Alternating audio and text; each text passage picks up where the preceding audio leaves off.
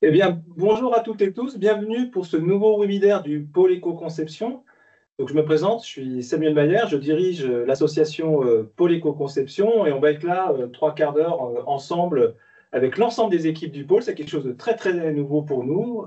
L'idée pour nous, enfin l'objectif, c'est de faire un petit point un petit peu sur les actualités 2025 sur l'éco-conception, activités de manière générale de ce qui va se passer, et puis aussi les actualités du pôle pour vous acheter un petit peu plus, qu'on vous donne un petit peu la trajectoire que on va faire ensemble, j'espère, sur l'amélioration de nos produits et de nos services. Alors peut-être pour commencer, je vais repréciser ce qu'est le pôle éco-conception. Voilà.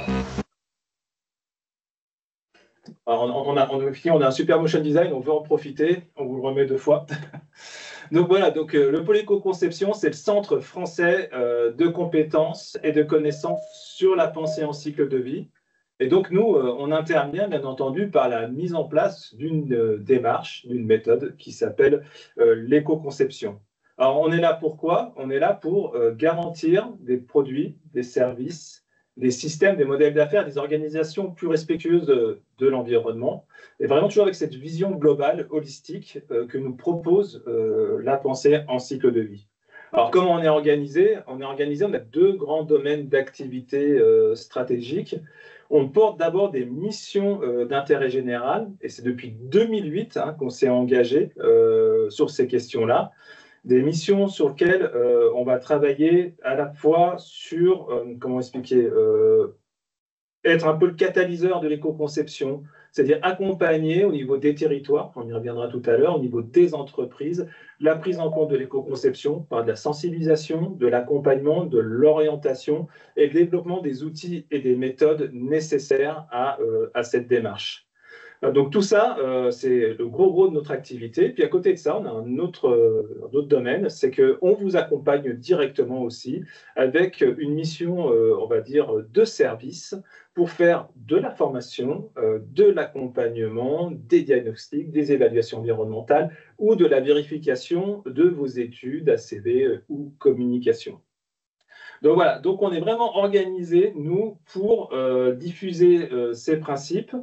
Vraiment de 2 cycles de vie. On a une équipe d'experts, et ils vous se présenteront un petit peu tout à l'heure, mais vous verrez, ils ont cette particularité d'avoir des doubles compétences, filière, mécanique et éco-conception, agroalimentaire, éco-conception, textile et éco-conception, sciences du vivant, éco-conception. Je ne vais pas tous les citer, on les verra tout à l'heure, et on sait que c'est une des raisons de la réussite des projets d'éco-conception.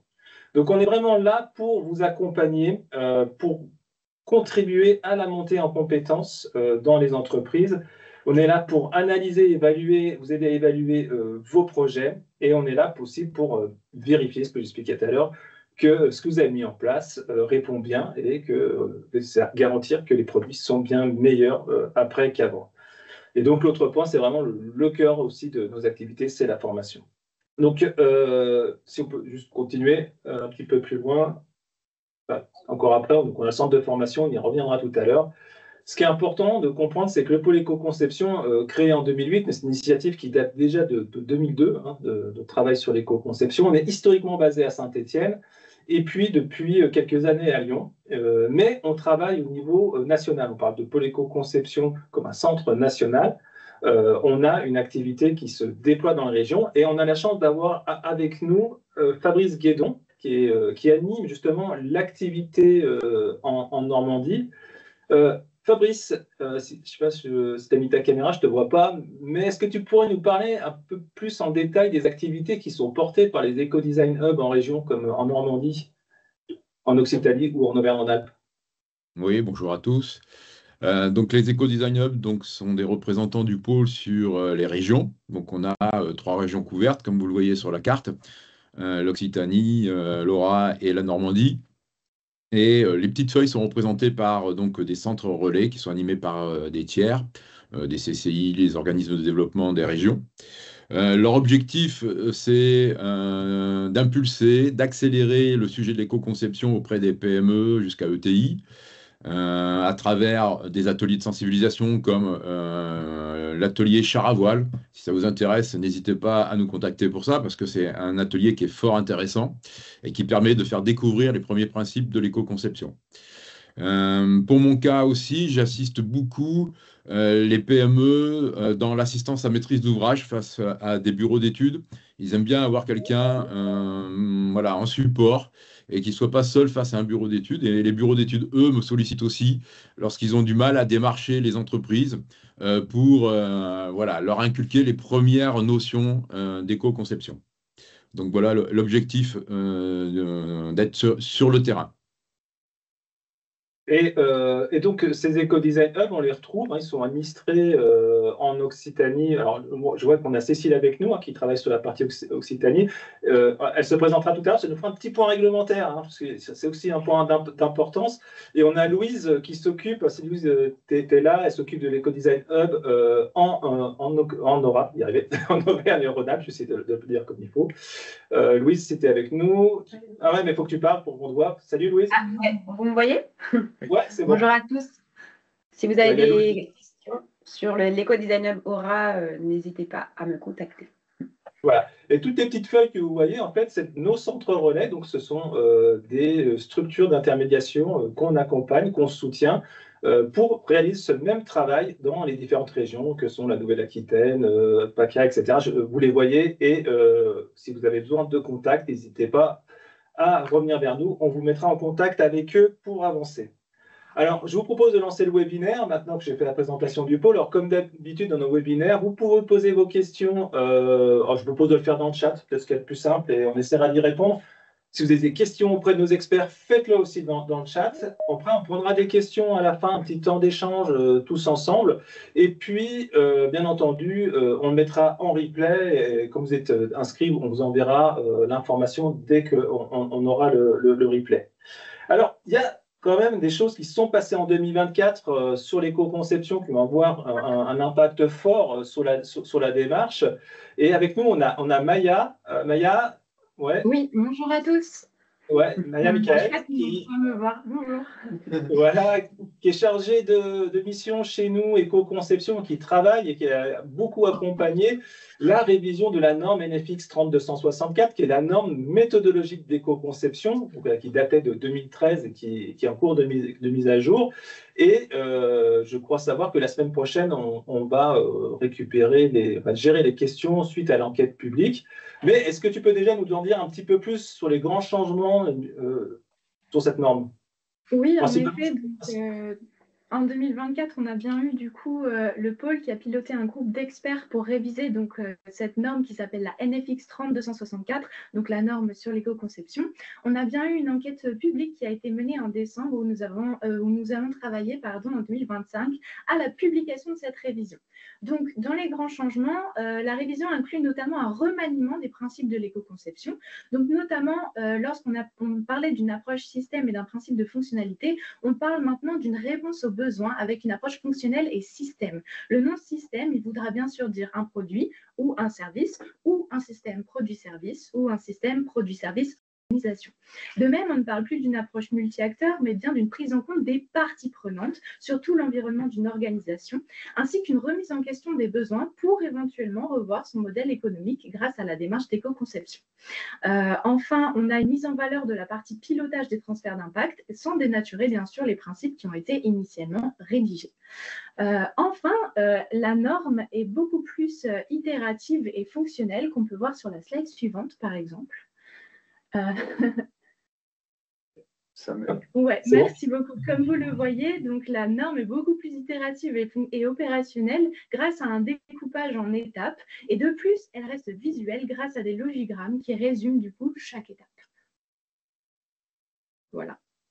Voilà. Donc, alors, vous avez un contact, Maya, si vous avez des questions sur la norme. Je pense qu'on fera un webinaire de présentation une fois que la norme sera publiée, voilà, quelque chose de public.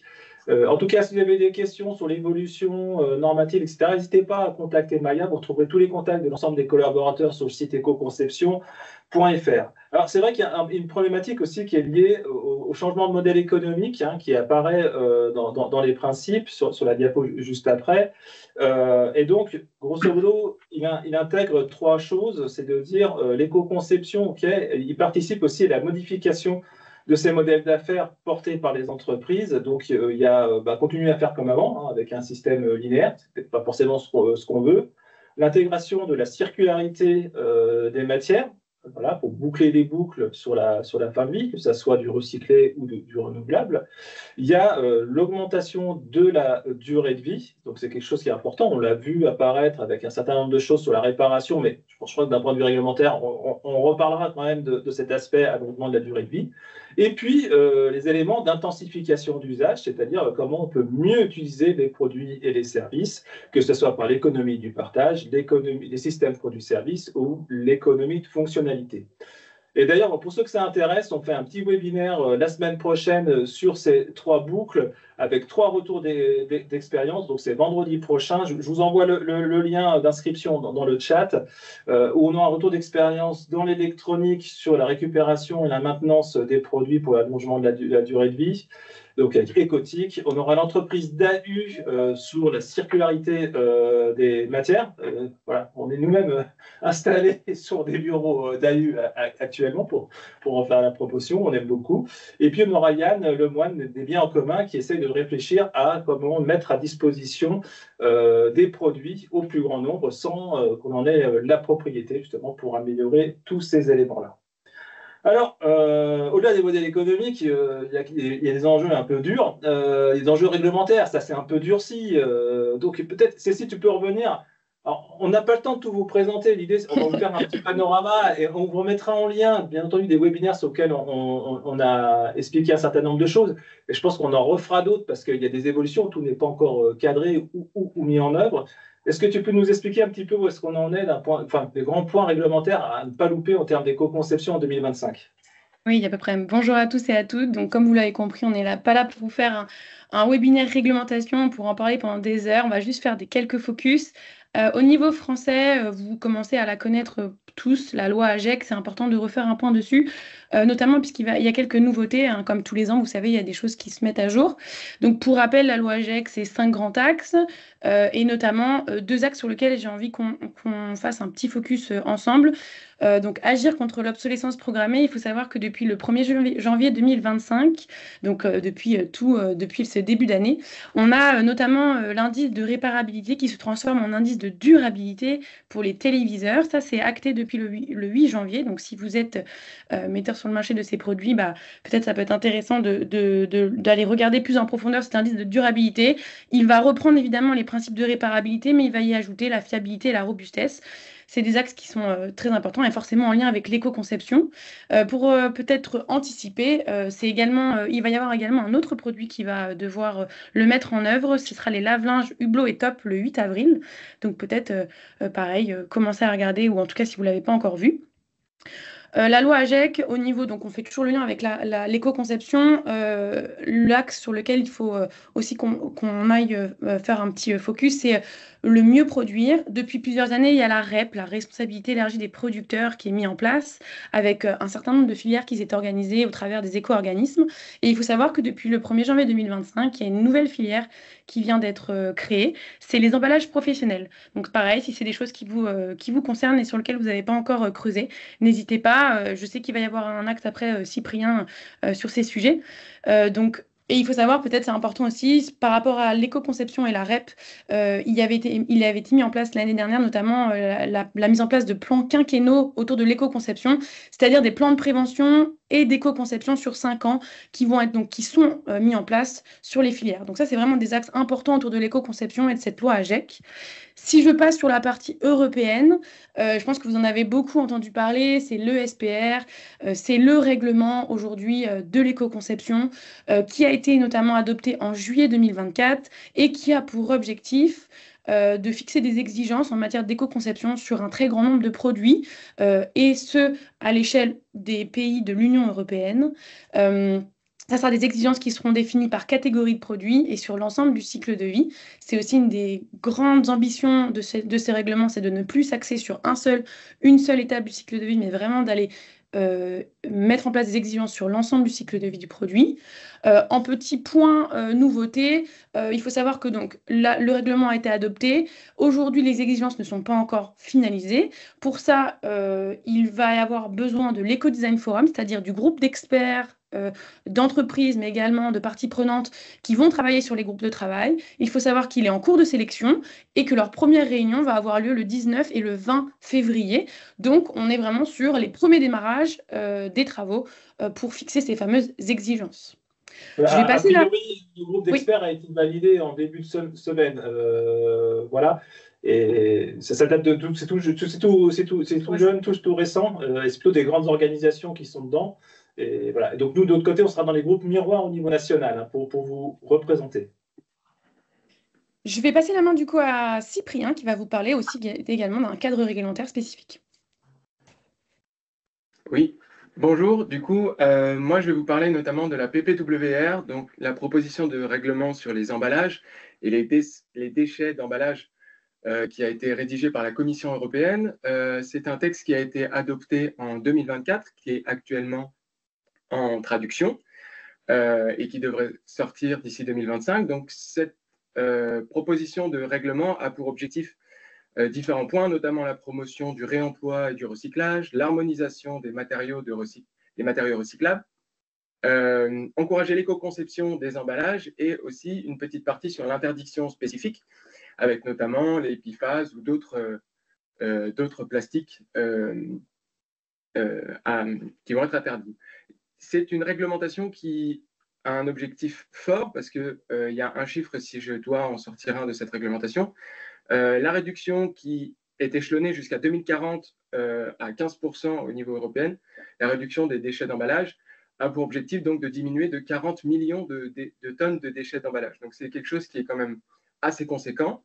Cette note d'introduction que j'ai rédigée aura pour objectif donc d'informer les adhérents du pôle et d'être aussi un texte pour consolider les connaissances de nos collaborateurs, permettre d'avoir une meilleure connaissance au niveau des traitements de déchets d'emballage, et puis aussi préparer un webinaire pour l'année 2025. C'est un document que j'ai rédigé en collaboration avec l'ECO et qui devrait sortir prochainement pour nos adhérents.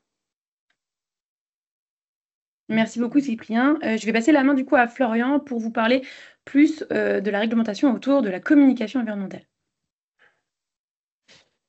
Merci Cécile. Alors du coup, oui, je vais intervenir plutôt sur le sujet de la communication environnementale. Donc cette réglementation intervient en réponse au greenwashing ambiant. Voilà, on constate toutes et tous qu'il y a des communications environnementales qui ne sont pas forcément très bien maîtrisées par les entreprises, volontairement ou involontairement. Il ne faut pas oublier qu'on ne le fait pas forcément exprès. Donc, en réponse à ça, une directive a été mise en place au niveau européen. Donc, pour l'instant, c'est vraiment l'orientation générale qui a été adoptée. L'adoption finale est en cours pour une mise en application courant 2026-27. Cette directive s'appelle Green Claims et elle a deux volets principaux, pour faire bref.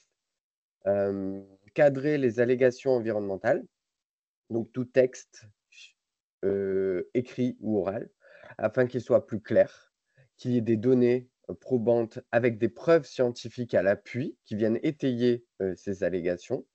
Et dans la communication, il va falloir mettre en place une vérification préalable par un externe ou en interne avec une procédure simplifiée. Donc, il va falloir monter ces modes de vérification et ces preuves sur chaque allégation qui seront communiquées.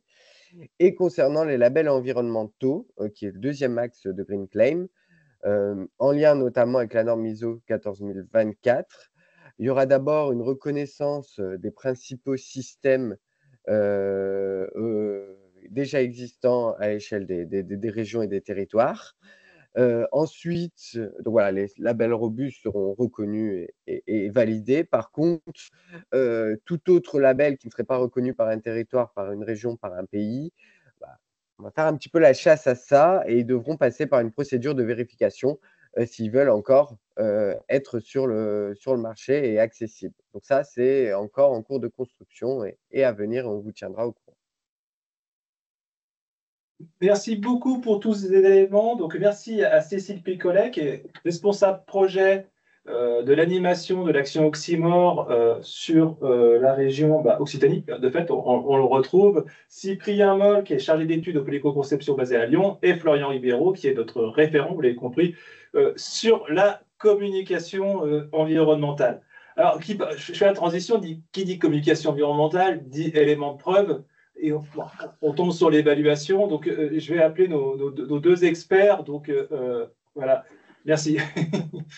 Donc, Gonzalo Uaro, qui est notre référent ACV, et Romain, oui, excusez-moi, je suis fatigué.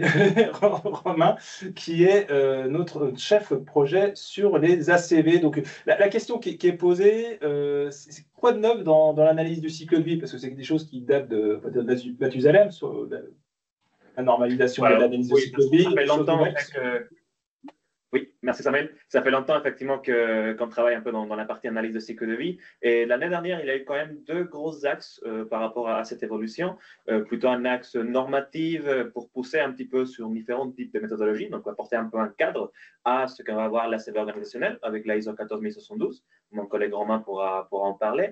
Et après, la ISO 14075, avec l'ACV social aussi, apportant un cadre justement à ce type d'analyse. Sur celui-là, un peu spécifiquement, ça nous a permis aussi pour nous de travailler un peu dans le sujet de l'éco-socioconception avec Mathilde Chamon aussi, qui est là. Tu peux dire coucou Mathilde. Et sur lequel il y a aussi un peu une note et un document qui va sortir pour nos adhérents sur ce sujet-là. Donc, ça mène à avoir de nouveaux types d'applications, de nouveaux types de manières de faire de l'ACV, justement, un peu plus ouverte et sortir un peu de cette vision qui peut être très, très produite. Et sur la partie un peu plus application de l'ACV, comme on connaît aussi bien, il y a le côté quand même affichage environnemental aussi, qui a beaucoup avancé d'un point de vue réglementaire. Il y a le dispositif européen qui a travaillé dans des nouveaux référentiels, qui a travaillé dans la mise à jour des bases de données, qui vraiment essaie de mettre en place une base scientifique sur laquelle on pourra réaliser de la communication utilisant de l'analyse de cycle de vie. Et après, il y a le dispositif français aussi qui a sorti des publications, donc des consultations publiques, et qui là sort un peu un déploiement pour le secteur textile prévu pour 2025, sur lequel de voir un peu comment ça se passe cet affichage pour ce secteur-là spécifiquement. Donc là, l'ACV, en fait, il y a quand même pas mal de choses un peu nouvelles, et justement, particulièrement sur l'ACV organisationnel, il y a quand même des éléments aussi un peu spécifiques. Oui, merci Gonzalo. Donc on va passer à la diapo suivante. Merci. L'ACV organisationnel, c'est une évolution du coup de l'analyse de cycle de vie. Actuellement, quand on fait des analyses de cycle de vie, donc des ACV, on suit du coup les deux normes qui cadrent l'ACV, l'ISO 14040 et l'ISO 14044. Et ce sont des normes qui vont permettre de faire des ACV plutôt produits ou procédés, par exemple. Là, l'idée, c'est qu'une fois qu'on a du coup quantifié ces impacts environnementaux liés aux produits, aux services qu'on propose, on peut augmenter du coup la portée de cette analyse de cycle de vie en quantifiant cette fois-ci les impacts environnementaux de toute une organisation. Donc là, on parle du coup de l'ACV organisationnel ou l'ACV haut, qui est normé du coup par l'ISO 14072 et qui se base en fait sur les deux normes de l'ACV produit et qui sont du coup les 14040 et 44, sauf que là, on a une vision un peu plus grande.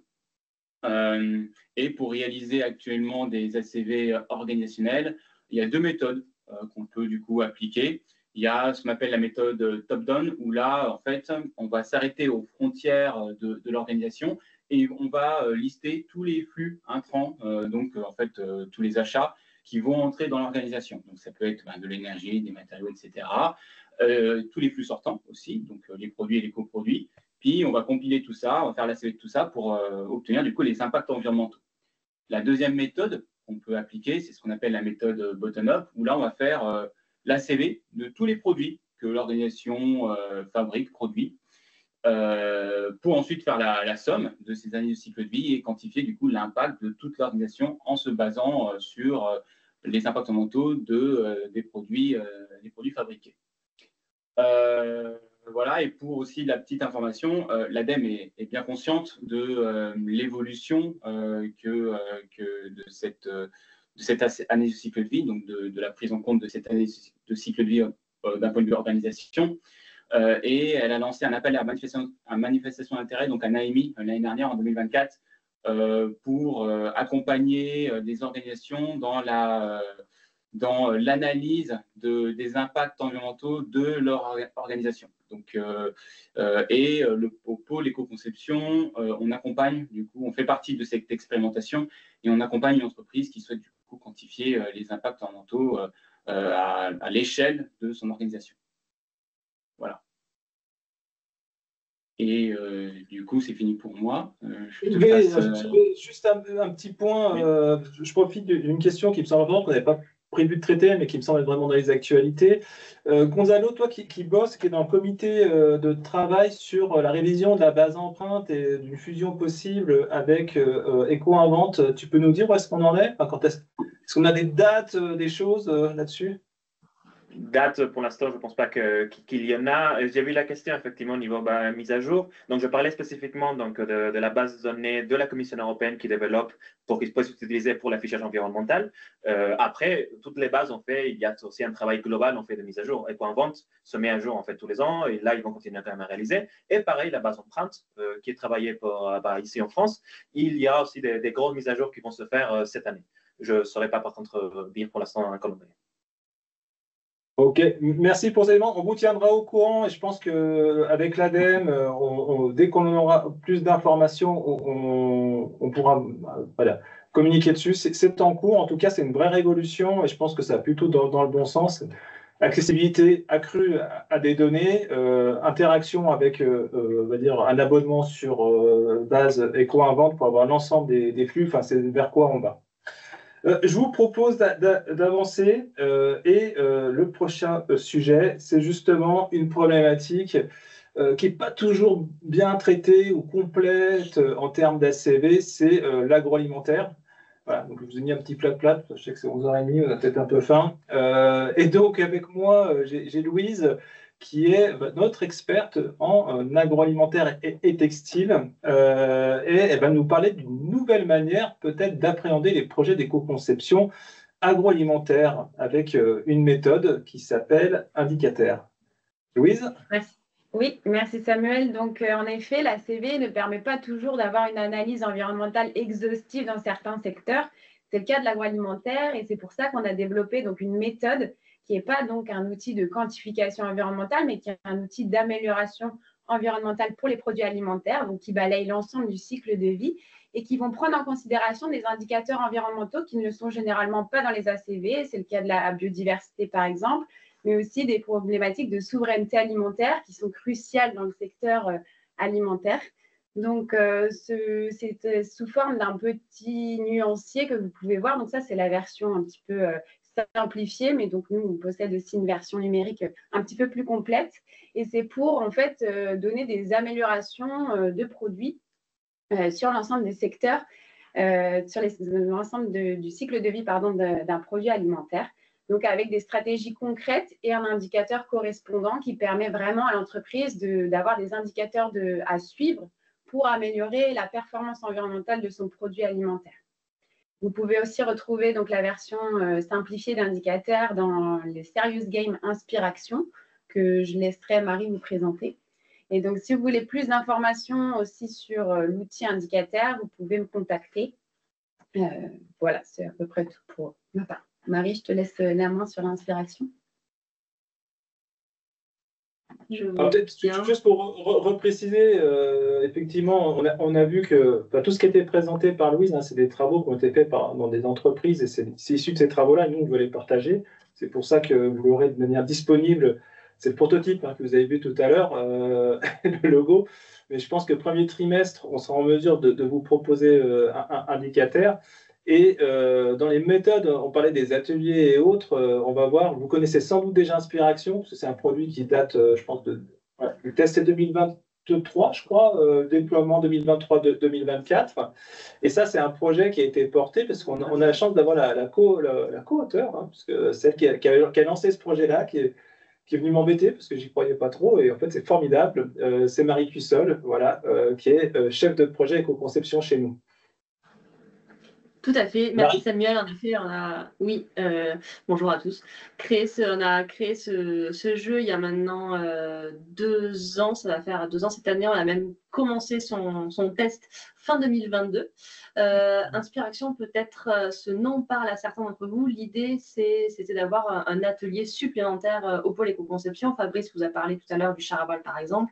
Le but, c'est d'aller un petit peu plus loin et aider les entreprises à mobiliser leurs équipes grâce à une approche un peu créative qui permette vraiment d'expérimenter la démarche d'éco-conception, à la fois afin de mobiliser les équipes autour d'un sujet et aussi permettant d'enseigner finalement l'approche un peu plus collaborative et surtout pluridisciplinaire de l'éco-conception. Donc, on a créé ce jeu il y a 2 ans avec le visuel de la boîte verte que vous pouvez voir à l'écran. Et on a fait une nouvelle version, la bleue actuellement, qui est le fruit d'un gros travail mené par Louise, par Fabrice aussi, parce que l'expérimentation a été faite en région Normandie, avec d'autres partenaires régionaux. Et l'idée, c'était de créer une version agroalimentaire parce que, comme vous le disiez, Louise, juste avant, il y a quelques spécificités à l'éco-conception dans le domaine agroalimentaire en particulier. Et c'était important pour nous d'avoir une version qui permette de coller un peu plus à ces enjeux.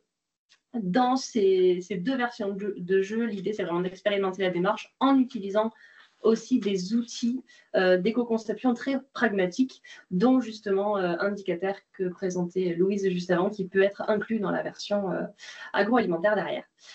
Si ce sont des actions, des ateliers qui vous intéressent et que vous voulez en savoir un petit peu plus, n'hésitez pas à revenir vers nous ou même à revenir aussi vers nos centres relais parce que toutes les équipes du pôle éco-conception et les centres relais sont en capacité d'animer, voire parfois même d'organiser. Il y a déjà des organisations qui ont été faites de sessions directement dans les territoires en lien avec chaque partenaire régional. C'est vrai que Inspiration, vous allez retrouver, on a tout un tas, je pense qu'on a une vingtaine de personnes qui sont formées, qui déploient ça en région ou en intra-entreprise. Et puis, on a cette nouvelle version. Ça, c'est un projet qui a été monté justement sur l'initiative de l'Eco-Design Hub Normandie. C'est Fabrice qui l'a porté avec Louise, avec un Inspiration purement dédié à l'agroalimentaire. Peut-être un petit mot d'explication? Louise, je ne sais pas, tu veux dire comment ça fonctionne? Oui, alors on a pu co-développer ce jeu avec l'entreprise, l'école, les X Agro, donc en Normandie. Donc, il nous a bien aidé sur l'adaptation. Et en fait, la pédagogie reste la même que l'inspiration classique, mais on a tout le contexte vraiment adapté à l'agroalimentaire qui est important aussi à prendre en compte quand on veut se lancer dans l'éco-conception dans ce secteur. Voilà, donc là, c'est vraiment une spécification. En tout cas, nous, on est intéressés, s'il y a des gens qui le souhaitent ou des organisations, à adapter et contextualiser le jeu Inspiration à des secteurs d'activité. Là, vous venez voir Marie et puis on regardera si c'est possible de le faire, de quel moyen. Mais en tout cas, nous, on serait intéressés à voir ce jeu de rôle disponible. Oui, le textile, pourquoi pas. En plus, on aurait des tas de choses à dire et à faire. Donc, on a besoin de données parce qu'il faut qu'on passe sur un cas réel. Et travailler avec des gens qui sont capables de nourrir un petit peu des différents éléments liés à la filière. Alors, il y a aussi une nouveauté depuis l'année dernière. Il y a un autre, on va dire, serious game qui s'appelle la fresque de l'éco-conception, qui est un partenariat EVA-GICO et Pôle éco-conception, et qui se déploie aujourd'hui sous forme d'une fresque et d'une certaine animation. On vous mettra les liens aussi vers les éléments pour Inspiration et la fresque d'éco-conception. Donc les outils, tout ça, les outils, on va dire, de sensibilisation, de montée de haut niveau en compétences se développent. Et ça, c'est plutôt bien. Donc voilà, si vous avez besoin de vous former ou de vous sensibiliser, il existe des outils, Inspiration, la fresque d'éco-conception et tout un tas d'outils, mais on reviendra dessus avec Romain juste après. C'est la question des compétences qu'elle a. On sait qu'aujourd'hui, la problématique, c'est d'avoir les compétences en entreprise pour faire de l'éco-conception. Et c'est pour ça que nous, le pôle éco-conception, on a investi depuis longtemps sur la partie formation. Et justement, voilà, Amandine, qui est notre référente formation, est-ce que tu peux nous en dire un peu plus sur le centre de formation et ce qu'on y fait? Oui. Bonjour à tous. On ne voit pas, on va me voir. Donc, au niveau du centre de formation, comme l'a dit Samuel, notre objectif, c'est de pouvoir vous proposer des formations adaptées à vos besoins, à la fois en termes de modalités, de thématiques, de durée. Donc là, je vous ai mis les éléments principaux. On propose à la fois des modules à distance, qui sont plutôt des modules assez courts, de 2,5 heures à plus de 3 heures, que vous pouvez faire aussi en parcours. On a des formations aussi en présentiel, de 1 jour à 7 jours. Vous pouvez les réaliser en inter-entreprise ou au sein de votre entreprise. Et au sein de l'entreprise, on parlait tout à l'heure de personnalisation, d'inspiration, mais nous aussi, au niveau de la formation, on va personnaliser en fonction des produits de l'entreprise. Et au niveau des thématiques, vous avez vu que chacun d'entre nous a ses spécificités, a son domaine d'expertise qui nous permet d'avoir un éventail assez large de thématiques qu'on peut traiter. Bien entendu, la première thématique, ça va être de comprendre ce qu'est l'éco-conception et la démarche, en lien notamment avec la norme dont vous a parlé Maya. Le deuxième, ça va être la thématique sur les outils d'analyse de cycle de vie. On en a parlé aussi tout à l'heure, à la fois théorique, à la fois pratique, avec des TP sur certains logiciels. L'aspect aussi organisationnel avec le management environnemental. Un focus aussi communication environnementale. Florian vous en a parlé aussi tout à l'heure au niveau réglementaire. Il y a beaucoup d'exigences aussi qui arrivent. Et enfin, les focus filières et spécifiques. Donc, on a des expertises sur le textile, sur l'agroalimentaire, l'emballage, le numérique, le service et le marketing. Donc ça, ce sont nos thématiques principales. Et au niveau du financement, nous sommes certifiés Calliope, donc les formations peuvent être finançables par votre OPCO. Je vais faire un petit focus sur notre formation longue de 7 jours, qui est la formation d'animateur en éco-conception, voilà, qui est ici. C'est une formation de 7 jours pour pouvoir animer une démarche au sein de son entreprise. Ça permet tout au long du parcours d'acquérir les bases sur chacune des étapes de la démarche d'éco-conception et surtout de pouvoir les appliquer. Donc, il y a des exercices, notamment entre les sessions, et il y a aussi possibilité de défendre son projet face à un jury d'experts, ce qui permet de mettre en application directe sur le produit de l'entreprise toute la démarche qui sera inculquée lors de la formation et de pouvoir le présenter au jury pour valider les compétences. Donc, on a déjà formé, je crois, une quarantaine de personnes. Florian, je n'ai pas la mémoire des chiffres, on me corrigera. Et je crois qu'on a une quinzaine de personnes certifiées. Et donc, Florian, que vous avez entendu tout à l'heure, est chef de projet sur cette formation. Donc, n'hésitez pas à lui poser des questions. On a publié sur LinkedIn aussi un article avec des retours d'expérience des participants. La prochaine session est prévue dès le mois de mars, avec une deuxième session en septembre sur Lyon. Et pour septembre, vous avez aussi Toulouse qui ouvrira une session. Donc, n'hésitez pas aussi en région, si vous n'êtes pas proche ni de Lyon ni de Toulouse, de nous faire remonter les besoins. On pourra peut-être déclencher aussi une session dans vos régions. On vous a mis le catalogue dans le chat, si c'est nécessaire. Alors, on m'a donné les derniers éléments. C'est plus de 450 personnes formées, 98% de satisfaction en 2024. Alors, n'hésitez pas à venir nous voir. Alors là, j'aimerais qu'on regarde un petit peu ce qui va se passer en 2025 au pôle éco-conception et l'ensemble des choses qu'on va pouvoir vous produire et vous mettre à disposition, parce que je l'expliquais tout à l'heure, on est un centre d'expertise et de ressources, et donc on produit un certain nombre d'éléments pour le plus grand nombre. Alors, je vais laisser Nadège, qui est notre référente sur tout ce qui est compliqué chez nous, l'éco-conception de service, l'accompagnement, l'accompagnement sur mesure. Donc, on a la chance d'avoir Nadège. Elle va nous dire un petit peu ce qui va se passer en 2025. Même la biodiversité, on va dire, c'est compliqué, voilà, c'est mon sujet. Merci, bonjour à tous. Alors effectivement, il y a plein de choses qui vont se passer en 2025, plutôt sur les aspects études, recherche, publication, explication de concepts, tout ce qui tourne autour de l'éco-conception. Le premier point, je dirais important dans le sens où en fait ça va énormément contribuer à mon avis à la recherche et à l'éco-conception, c'est justement le dépôt d'une thèse et Mélissa qui va mener cette thèse. Je te laisse présenter, nous expliquer ce que tu vas faire. Ça va vraiment, je pense, amener des points très importants pour l'éco-conception. Merci beaucoup Nadège pour ta présentation optimiste du projet et j'espère aussi que ça pourra aboutir à pourquoi pas de nouvelles méthodes. Je vous présente rapidement le projet de thèse déposé par le pôle En fait, c'est suite à un premier travail de recherche qu'on a effectué en 2023 sur les limites planétaires, où on a pu déjà présenter aux adhérents ce qu'étaient les limites planétaires et des nouvelles méthodes d'évaluation qui essayaient un peu de faire le lien entre ce qu'on faisait déjà, donc ça va être l'évaluation type ACV, et des indicateurs dits absolus qui vont découler des limites planétaires. Et donc de ce travail a découlé en fait un projet de thèse qu'on a déposé entre le pôle éco-conception et l'école des mines de Saint-Étienne avec le laboratoire environnement, ville et société, avec notamment Natacha Gondran, qui est en fait actuellement ma directrice de thèse, qui est spécialiste des limites planétaires.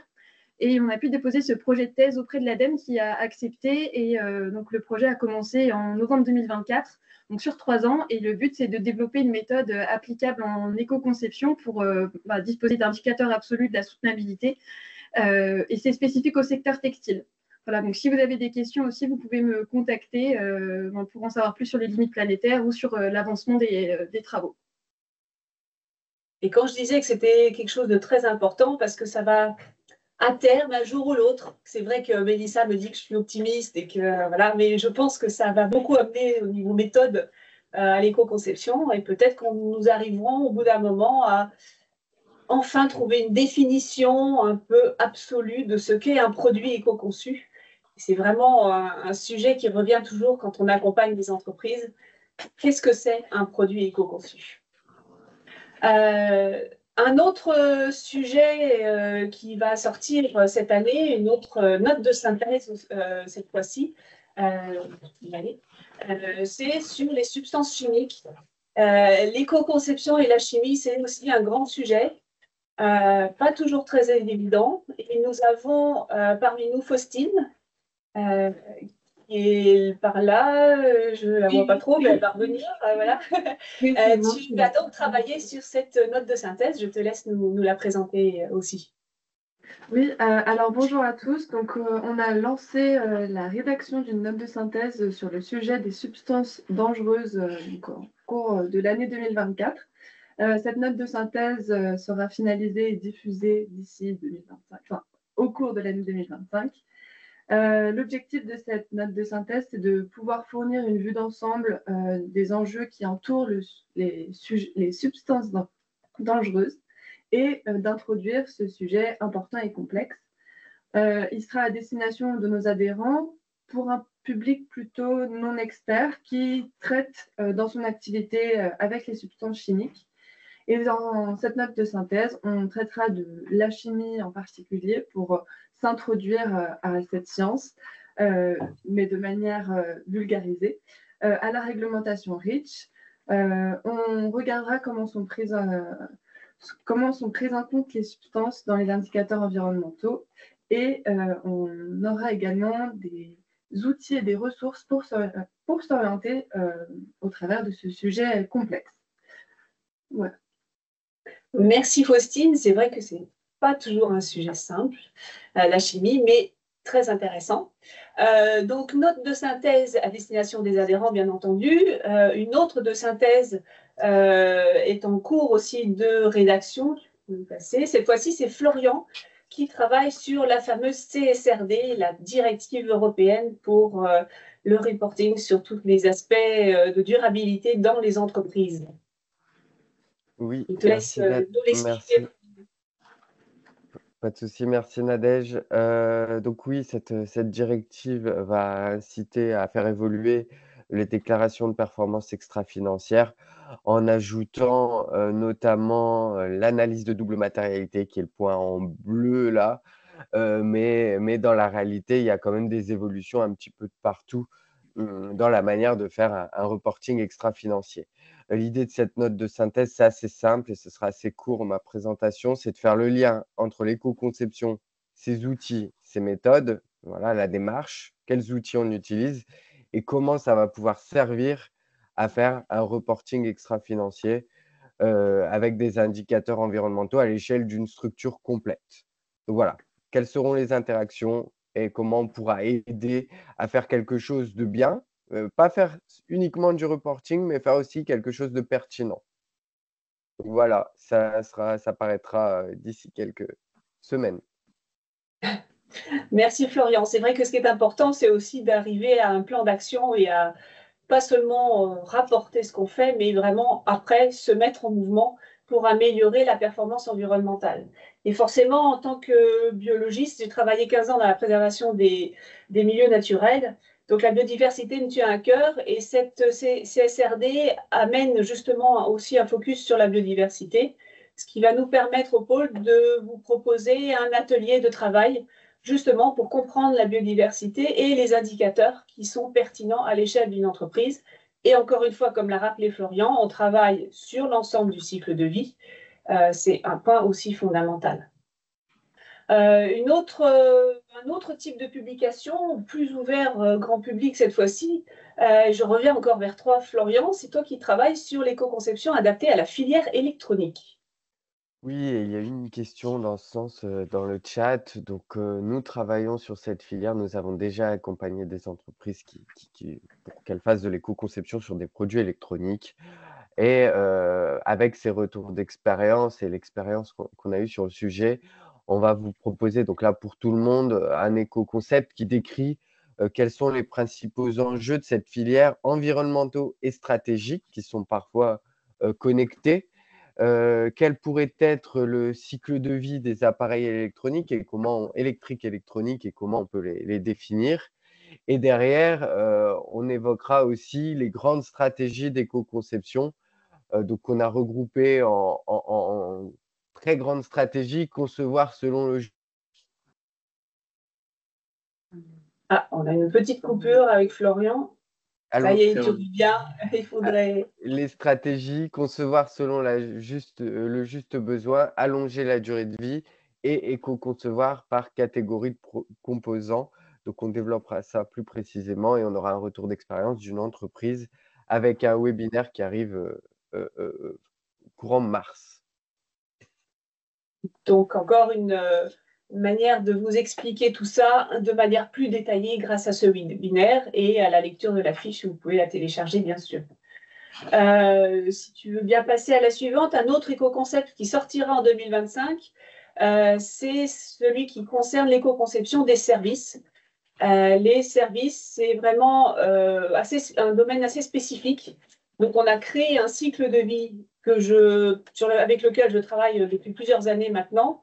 Et en fait, c'est vraiment utile parce que ça nous permet de prendre en compte la spécificité des services, leur intangibilité, mais en même temps, le besoin très matériel pour rendre le service, à la fois intangible et en même temps très matériel, tout en gardant l'usager au cœur du sujet, puisqu'un service, c'est quelqu'un pour quelqu'un. Et il est important de garder cet axe de réflexion avec l'usager vraiment au cœur du sujet. Donc, un éco-concept qui fait suite au livre qu'on a sorti avec Florie Bugeaud-Raymond sur l'éco-conception de services responsables. Voilà, Green Service Design, qui est sorti l'année 2023, déjà, oui, ça fait déjà un petit moment. On a encore plein de choses. Je vais repasser la main à Samuel parce qu'en fait, on a encore plein d'autres sujets à aborder. Alors, on ne va pas tant rentrer dans les détails, mais juste pour information, on a 2 grosses études avec l'ADEME, et là, on refera, je pense, des webinaires et des notes d'information. Donc, on porte une étude sur la formation sur l'éco-conception. Donc, on est en train de regarder à la fois dans la formation initiale et de la formation continue, où est-ce qu'on en est, quelles sont les compétences, donc avec une grille des compétences attendues, une hiérarchisation. L'idée et l'objectif, c'est de savoir, est-ce qu'aujourd'hui, les gens, on a une offre de formation, comme je dis, initiale ou continue, qui est suffisante au regard des besoins des entreprises. On voit bien qu'on a une grosse concurrence sur le recrutement, parce qu'on a peu de gens formés de manière spécialisée en éco-conception. Donc, l'idée, c'est de faire un petit peu d'état des lieux, et en fait, avec un ensemble des parties prenantes, à la fois les OPCO, l'État, les organismes de formation, les bureaux d'études qui font de la formation et les écoles. Donc, on revient vite vers vous. Donc, c'est porté par Amandine. Maya, que vous avez vu tout à l'heure, travaille aussi dessus. On y travaille tous un petit peu, malgré tout, parce que c'est un gros truc. Et puis, on a un autre point, c'est que on avait fait le baromètre officiel national de l'éco-conception en 2014. Il avait été refait en 2020 et qui avait fait l'objet d'une publication de l'ADEME, puisqu'on l'avait fait avec Harris et l'ADEME. Et c'est une étude qui est relancée aujourd'hui, de ce début d'année, pour pour avoir les éléments pour 2024. Et c'est Marie Cussel, vous avez vu tout à l'heure, qui est chef de projet dessus. Et donc, il y aura des questionnaires qui vont partir. C'est très, très important d'y répondre quand ça va sortir. Pourquoi? Parce que, à la fois, ça va nous donner une échelle de où en sont les entreprises en termes de maturité, mais surtout, ça va permettre de construire ou d'aider l'ADEME à construire les dispositifs 2026 de soutien et d'aide à l'éco-conception. Et vous n'êtes pas sans savoir que l'ADEME se fait un peu secouer en ce moment sur sa raison d'être, etc. Et que les opérateurs, ils ont besoin d'avoir des éléments tangibles sur lesquels s'appuyer pour défendre les budgets pour 2026. Donc voilà, on vous tiendra au courant sur cette deuxième étude qui va arriver. Je crois que le questionnaire, on le prévoit assez rapidement. Alors tout ça, on parlait d'études, de formation, mais centre de compétences, je vous montrais le Green Service Design. On fait de l'édition. Alors pour ceux qui nous suivent, on a notre petite arlésienne, mais c'est-à-dire on arrive au bout. Bientôt, on arrive au bout. Je ne sais pas si certains avaient suivi un petit peu. On avait commencé les préventes du livre Éco-concevoir l'année dernière. L'impression a pris un petit peu de retard, mais maintenant, ça y est, on devrait le recevoir prochainement. Et du coup, vous allez pouvoir, pour ceux qui l'ont déjà commandé, le recevoir. Pour les adhérents, le recevoir également de l'année dernière. Et pour ceux qui le souhaitent, le commander et qui sera arrivé à Saint-Étienne. Ah non, tu le commandes maintenant, il n'y a pas de souci. Pourquoi vous avez pas dit ce que c'est? Oui, alors c'est vrai qu'on va un peu vite. Nous, c'est la Bible. Enfin, ne cherchez pas, c'est la Bible. C'est 200 pages pour présenter l'éco-conception avec une mise en valeur des retours d'expérience, les méthodes, des focus sectoriels.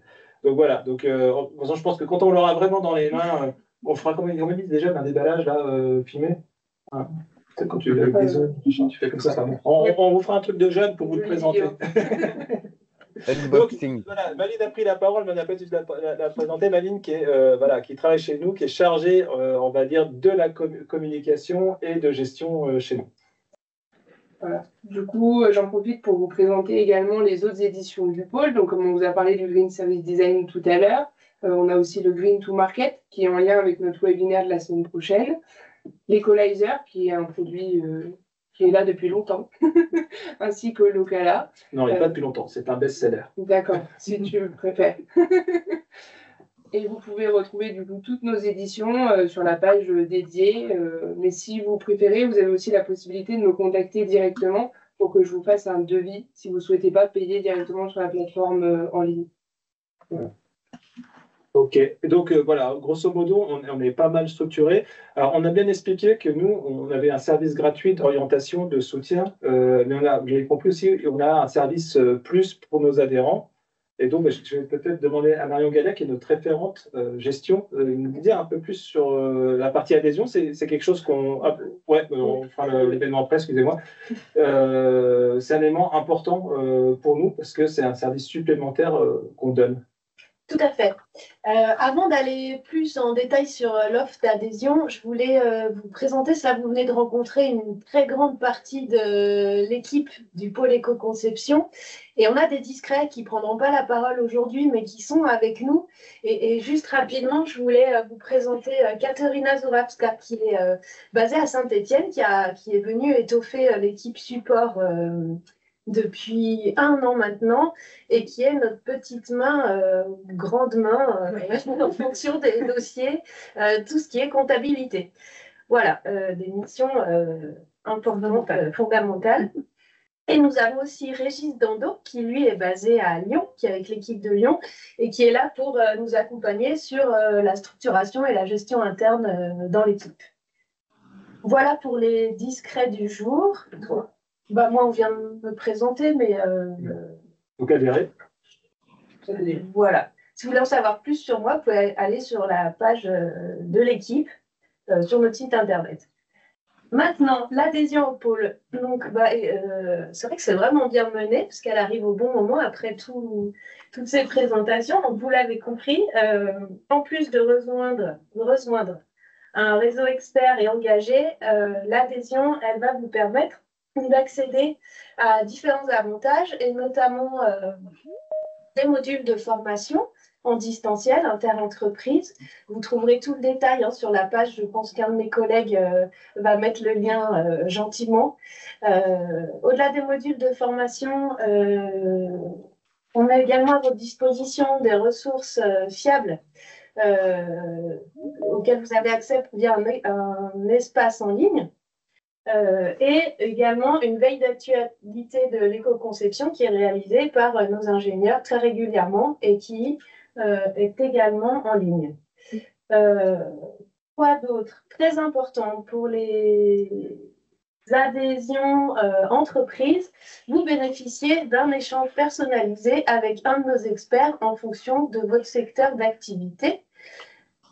Également, la liste est longue, également des remises appliquées sur la vente de nos éditions guides et outils que Maëline vous a présentés juste avant. Et grâce à nos partenariats avec, de longue date d'ailleurs, avec Altermaker et EVA, on vous propose des remises sur les logiciels d'ACV et d'évaluation environnementale. Vous m'arrêterez les experts. Eco-Design Studio, donc qui est créé par Altermaker, développé, pardon, et Ascore, développé par EVA.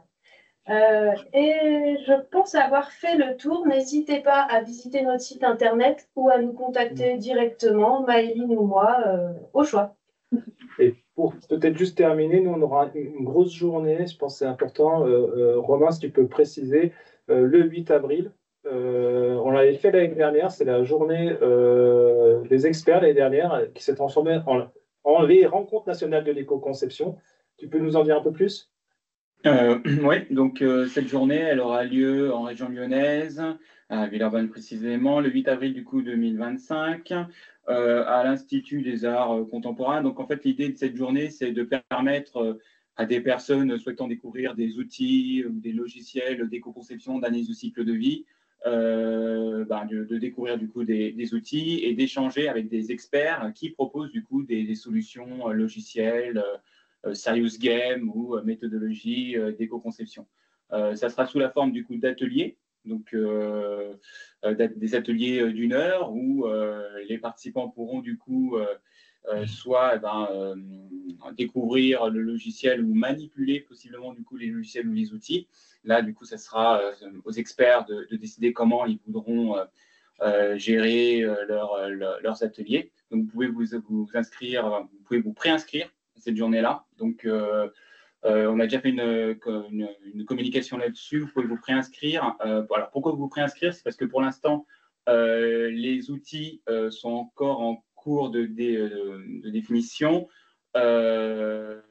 Mais du coup, l'avantage en fait de votre, si vous préinscrivez à la journée, l'avantage c'est que ensuite vous aurez, vous pourrez vous inscrire, sélectionner du coup les ateliers, donc les outils que vous souhaitez découvrir avant ceux qui ne sont pas du coup préinscrits.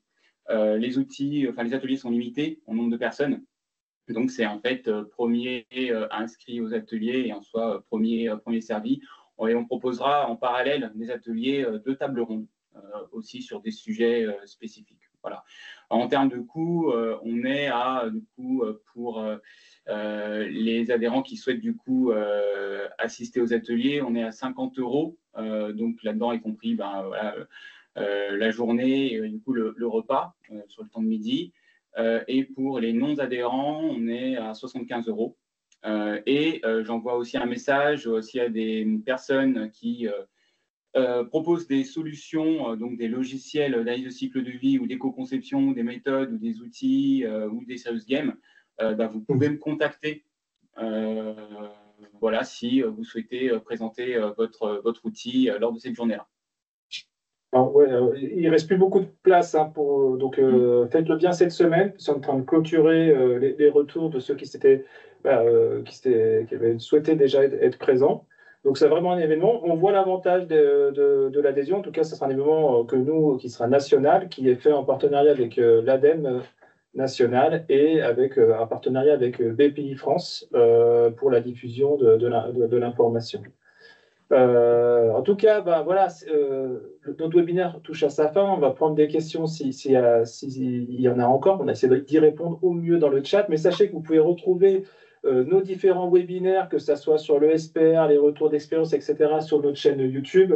Voilà, donc il n'y a pas de souci. Donc sur YouTube, vous tapez éco-conception. Peut-être juste un point sur les dispositifs, parce que c'est peut-être une inquiétude que vous pouvez avoir. On va faire un webinaire avec l'ADEME sur les dispositifs, mais en tout cas, il y aura du soutien financier sur l'éco-conception pour les entreprises. Et voilà, pour preuve, Erwan Autrec, qui est le référent éco-conception au niveau national, qui a republié. Donc, normalement, on aura du tremplin, on aura de l'étude, on aura du diagnostic BPI. Et puis, pour rappel, l'appel à projet Texabi, qui est juste dessous, est toujours ouvert. C'est pour la filière textile. Voilà. Donc, n'hésitez pas à contacter votre relais régional si vous voulez plus d'informations sur ces dispositifs. La plateforme Agir ADEME est toujours ouverte. Vous pouvez lancer les projets. Mais sans doute, l'instruction des projets ne se fera pas avant fin mars. Et donc, voilà, donc, vous pouvez prendre le risque de commencer les opérations. Enfin, en tout cas, voilà.